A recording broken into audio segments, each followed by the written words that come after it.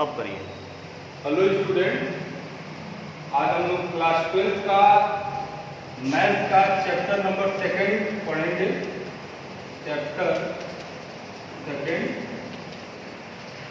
First chapter हम लोग का कंप्लीट हो चुका है। फर्स्ट चैप्टर में एक टॉपिक है बाइनरी ऑपरेशन। बाइनरी ऑपरेशन यह सिलेबस में नहीं है, यह सिलेबस से निकल चुका है, तो इसलिए इसको छोड़ दिया गया।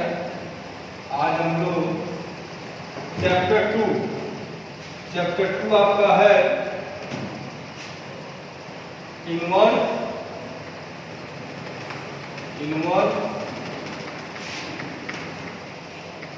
Trigonometrical function. चैप्टर है आपका इनवर्स ट्रिग्नोमेट्रिकल फंक्शन। तो सबसे पहले तो हम ट्रिग्नोमेट्रिकल फंक्शन के बारे में 10th में ही पढ़ चुके हैं, 10th में ही पढ़े हैं, 11th में भी पढ़े हैं कि a function f from R to R is defined as f of x is equal to sin x। आपको पता है कि there are 6 trigonometrical function, 6 trigonometrical function होते हैं। अब यह ट्रिग्नोमेट्रिकल फंक्शन यहाँ पे हमको पढ़ना है इनवर्स ट्रिग्नोमेट्रिकल फंक्शन। तो यहाँ पे अगर इसका हम रे डायग्राम बनाए तो रे डायग्राम में देखिए, यहाँ पे आर रियल नंबर कोई भी रियल नंबर लेंगे। जैसे अगर हम 0 डिग्री लिए तो साइन 0 डिग्री की वैल्यू कितनी, 0 साइन पाई बाई 3 60 डिग्री की वैल्यू कितनी, तो 60 डिग्री की वैल्यू √3/2।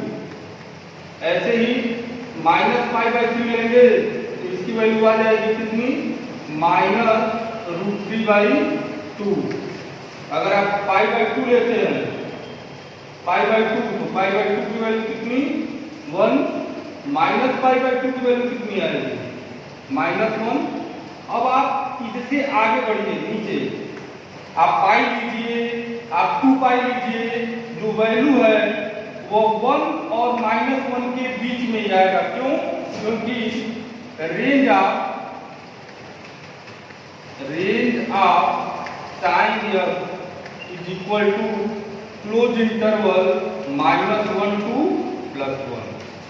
आपको पता है कि साइन x की जो रेंज है वो -1 से +1 तक होती है। तो आप एंगल कितना भी बड़ा करिए या कितना भी छोटा करें, जो भी वैल्यू आएगी वो -1 से +1 के बीच में आएगी। अब यह हमारा फंक्शन है ट्रिग्नोमेट्रिकल फंक्शन।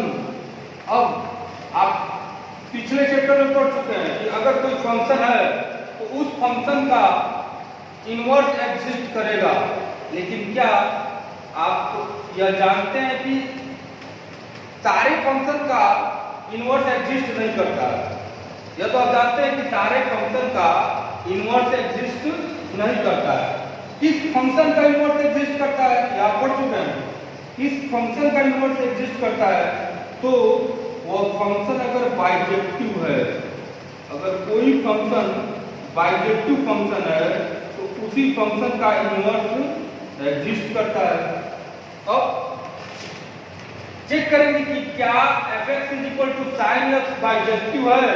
तो बाइजेक्टिव के लिए क्या चाहिए? बाइजेक्टिव के लिए 1 1 होना चाहिए, 1 1 नंबर 1 कंडीशन। नंबर 2 ऑन 2 होना चाहिए, ऑन 2। तो अब यहाँ पे देखिए, पहले चेक करिए 1 1 है कि नहीं है। यहाँ पे साइन 0 की वैल्यू 0 और साइन 180 मतलब पाई ले लेंगे उसकी वैल्यू भी 0 हो जाएगी। ये तो वैसे ही 1 1 नहीं हुआ, तो ऑन 2 चेक करने की क्या जरूरत है? ये जब 1 1 नहीं है, f(x) = sin x is not 1 1, तो 1 1 नहीं है, इसका मतलब कि यह बाइजेक्टिव होगा नहीं। बाइजेक्टिव नहीं होगा तो इसका मतलब यह इनवर्टिबल नहीं है, तो साइन एक्स का इनवर्स एग्जिस्ट नहीं करेगा। लेकिन हमको पढ़ना तो है इनवर्स ट्रिग्नोमेट्रिकल फंक्शन। यही इनवर्स ट्रिग्नोमेट्रिकल फंक्शन पढ़ने के लिए अगर किसी ट्रिग्नोमेट्रिकल फंक्शन का इनवर्स एग्जिस्ट कराना है तो हमको उसके डोमेन और उसके रेंज को फिक्स करना पड़ेगा। यह 1 1 नहीं है, ऑन टू भी नहीं है। ऑन टू क्यों नहीं है? ऑन टू कब होगा? जब इस फंक्शन का रेंज इसके कोडोमेन के इक्वल हो जाए। तो यहाँ भी इसका तो रेंज -1 से +1, भाई पूरा r तो होगा नहीं। जब पूरा r नहीं होगा -1 से +1 तो fx is equal to sin x is neither 1 1 nor onto. तो यही एडजस्ट करने के लिए हमको इसका डोमेन और इसका रेंज सेट करना पड़ता है। और इसको कैसे एडजस्ट करते हैं तो देखिए यहाँ पे since f from r to r such that f of x is equal to sin x is not bijective, therefore f inverse does not exist, इसका f इनवर्स एग्जिस्ट नहीं करेगा। अब अगर f इनवर्स को एग्जिस्ट कराना है तो अब यहाँ से if f inverse exist then function को हम कहाँ से कहाँ तक ले चलेंगे? तो देन f फ्रॉम -π/2 से +π/2 इसका डोमेन ले लेंगे और कोडोमेन जो उसकी रेंज के equal. If f inverse exist then f from -π/2 to +π/2 to -1 to +1 such that fx is equal to sin x, then f inverse exist. अब आपका f इनवर्स क्या करेगा? एग्जिस्ट करेगा। अब f इनवर्स कहां से कहां तक जाएगा? And f inverse from -1 to +1 to -π/2 to +π/2। अब जब f इनवर्स होगा तो यह इसका डोमेन हो जाएगा और यह इसका रेंज हो जाएगा और फंक्शन आपका बन जाएगा f inverse x is equal to sin inverse x। मतलब sin इनवर्स x का डोमेन कितना होता है? तो sin इनवर्स x का डोमेन -1 से +1 होता है और इसका रेंज कितना होता है? तो क्लोज्ड इंटरवल -π/2 से +π/2। तो कोई भी ट्रिग्नोमेट्रिकल फंक्शन लेंगे अगर वह real number two real number है तो कोई भी ट्रिग्नोमेट्रिकल फंक्शन आपका इनवर्टिबल नहीं होता है। इनवर्टिबल बनाने के लिए हमको उसके डोमेन और रेंज को एडजस्ट करना पड़ता है। तो जब फंक्शन साइन के लिए -π/2 to π/2 फ्रॉम -1 to +1, जब कोई फंक्शन -π/2 उसका डोमेन हो जाए -π/2 से +π/2 और उसका कोडोमेन -1 से +1, तब साइन एक्स हमारा क्या हो जाएगा? इनवर्टिबल होगा।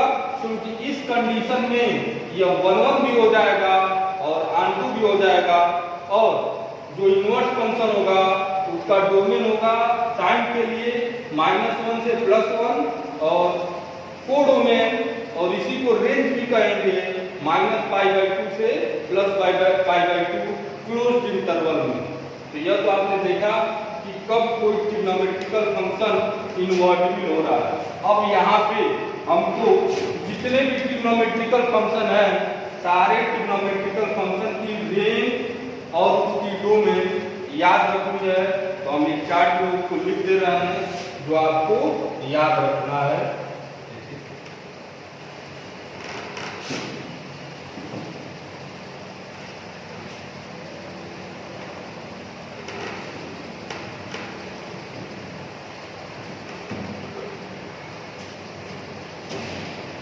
से फंक्शन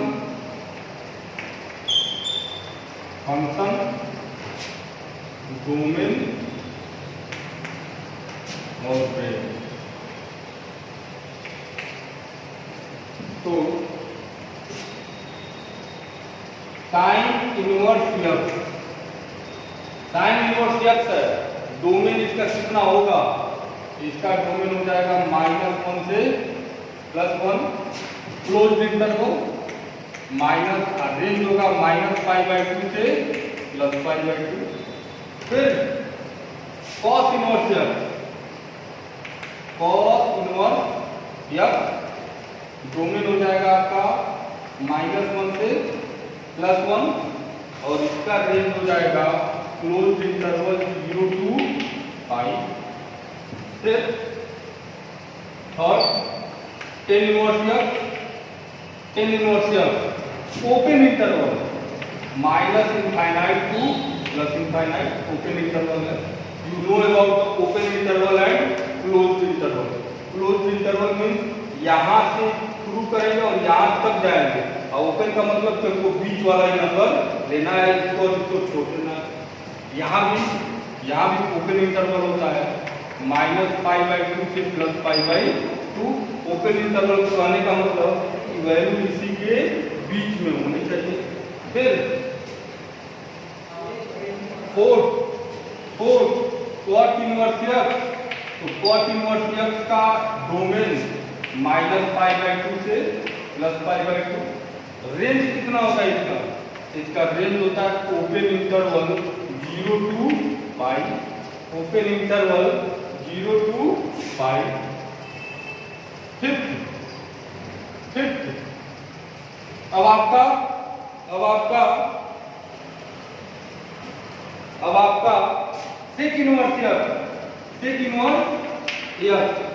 डोमेन कितना होता है, इसका डोमेन -1 से कम, कहां तक, -∞, union 1 to ∞। Sec inverse x का डोमेन -1 से -∞, यूनियन +1 से +∞।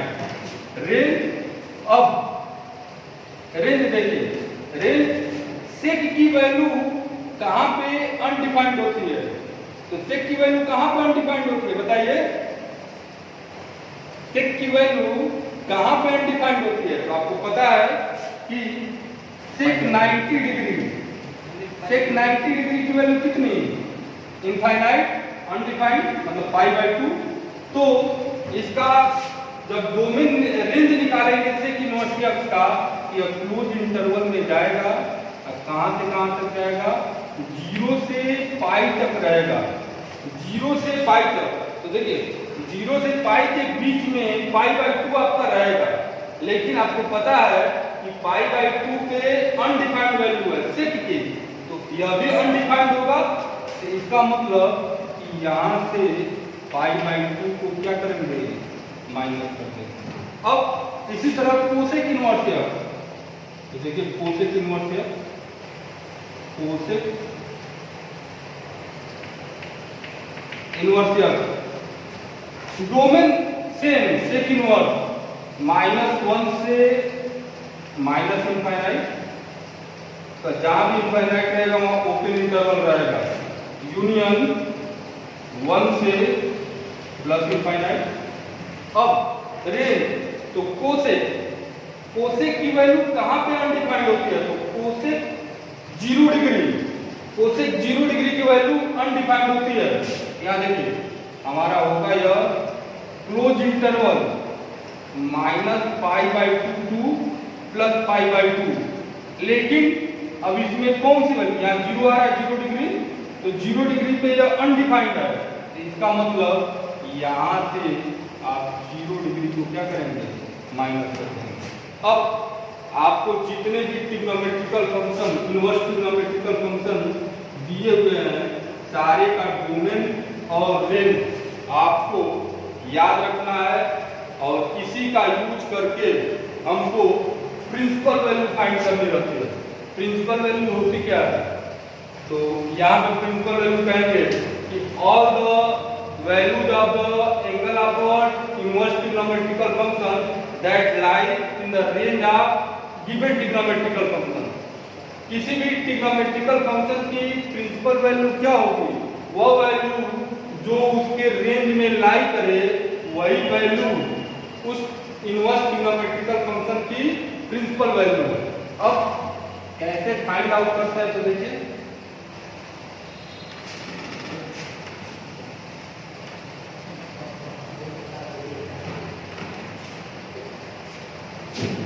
आप प्रिंसिपल वैल्यू लिख लीजिए।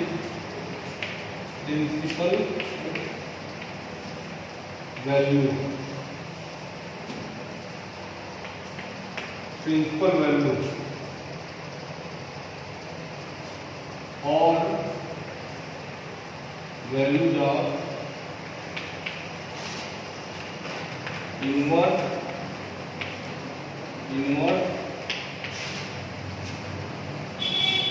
Trigonometrical function,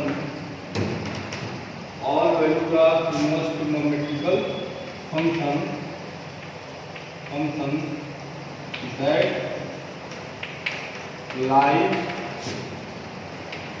between a range of given inverse trigonometrical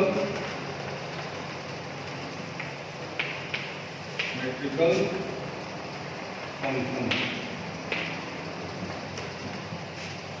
All the values of inverse trigonometrical function that lie between the range of the given inverse trigonometrical function is called principal value. कैसे? क्या बोलेंगे? sin inverse minus 1/2, इस inverse trigonometrical function की value find कर रहे हैं, वही value principal value कहलाएगी जो साइन इनवर्स के रेंज में आए। तो अब यहाँ पे साइन इनवर्स कितने डिग्री का -1/2 होता है? तो आपको पता है कि साइन 30 डिग्री मतलब π/6, तो -π/6 यहाँ से हो जाएगा साइन -π/6, साइन -π/6। अभी आपको यह फॉर्मूला बताया जाएगा कि साइन इनवर्स साइन थीटा इसकी वैल्यू थीटा होती है, लेकिन कब? जब theta belongs to sine inverse sine theta is equal to theta, if theta belongs to -π/2 to +π/2। Sine inverse sine theta की वैल्यू थीटा आएगी, लेकिन किस कंडीशन में थीटा आएगा? यह तभी थीटा आएगा जब वह थीटा उस इनवर्स ट्रिग्नोमेट्रिकल फंक्शन के रेंज में लाई करे। तो यहाँ से -π/6, तो -π/6 आपका इसके रेंज में लाई कर रहा है। इसका मतलब यहाँ से ये वैल्यू कितनी आ गई? -π/6। -π/6 is the principal value of that inverse trigonometrical function. -π/6 इस इनवर्स ट्रिग्नोमेट्रिकल फंक्शन की प्रिंसिपल वैल्यू है, क्योंकि यह वैल्यू इस इनवर्स ट्रिग्नोमेट्रिकल फंक्शन के रेंज में लाई करता है। अब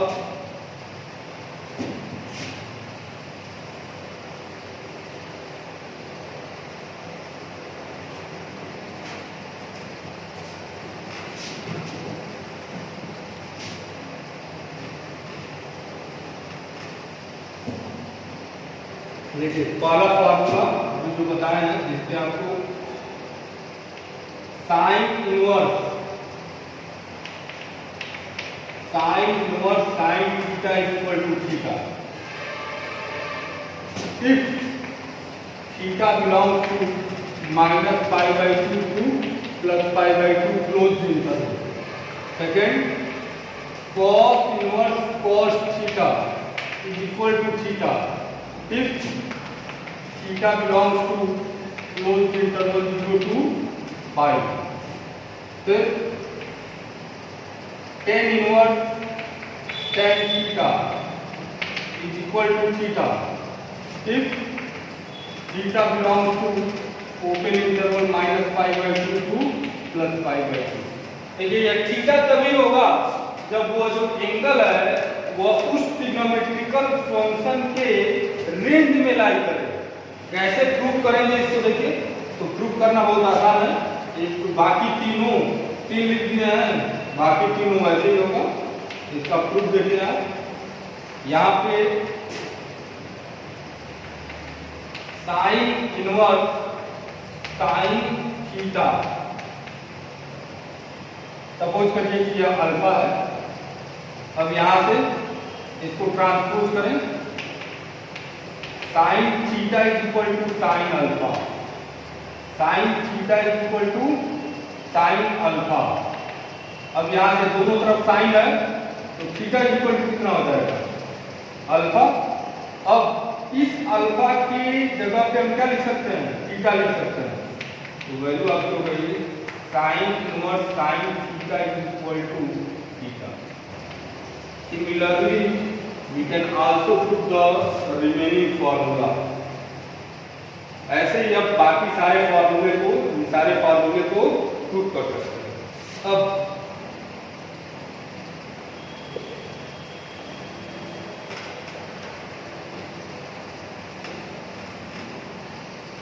देखिए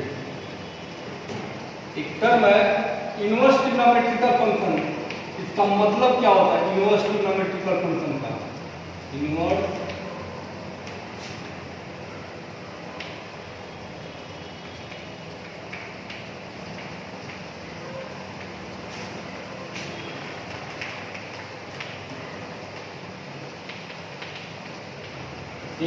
ट्रिग्नोमेट्रिकल फंक्शन से let sine theta is equal to alpha.